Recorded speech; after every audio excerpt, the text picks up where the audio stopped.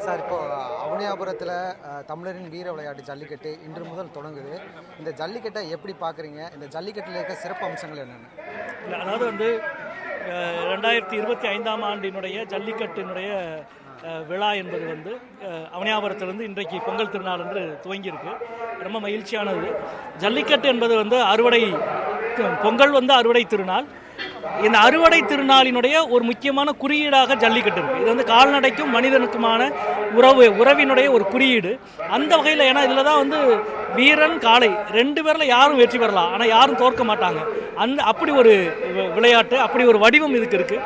எனவே இதனுடைய முக்கியத்துவத்தை உணர்ந்து கடந்த 10-15 ஆண்டுகளாக இந்த ஜல்லிக்கட்டினுடைய உருமாற்றங்களை நான் பார்த்துக்கிட்டே இருக்கிறேன். ஏன்னா அது மாற்ற வேண்டியது இருக்கிறது, மேம்படுத்த வேண்டியிருக்கிறது.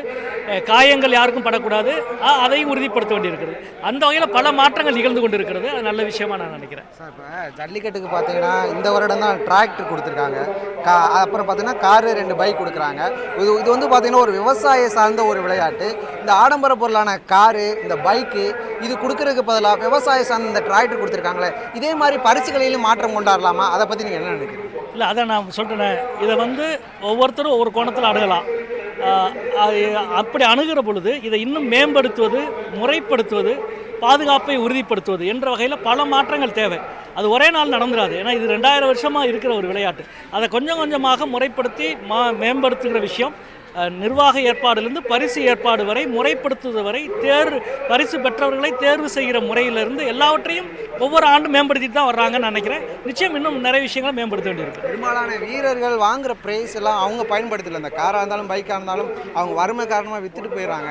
அதுக்கு அவங்க உபயோகமாக அவங்களுக்கு ஒரு வேலை வாய்ப்போ அல்லது அவங்க பயன்படுத்துகிற மாதிரி விவசாய சார்ந்த பொருட்களை கொடுக்கறதுக்கு நீங்கள் அரசு வலியுறுத்துவீங்களா? இல்லை, அதுதான் இந்த பொங்கல் விளையாட்டு என்பதும் அது சார்ந்த பண்பாட்டு முக்கியத்துவம் கொண்ட ஒரு விளையாட்டாக ஜல்லிக்கட்டு இருக்குது. இதை தமிழ் பண்பாட்டு கூறு என்ற அடிப்படையில் இதை வலியுறுத்துவதற்கு நாம் எல்லா முயற்சிகளையும் நாம் எடுக்கணும். இதனுடைய விஷயங்கள் தான், துணை விஷயங்கள் தான் பரிசு பொருள், இது போன்ற விஷயங்கள் தான். அதெல்லாம் துணை விஷயமாக நான் நினைக்கிறேன். இந்த பண்பாட்டு கூரை உறுதிப்படுத்துவது, அதை அர்த்தப்படுத்துவது, அதை நவீன உலகத்துக்கு நவீன காலத்துக்கு ஏற்ற நவீனப்படுத்துவது, இதுதான் ரொம்ப முக்கியமான விஷயம் நினைக்கிறேன்.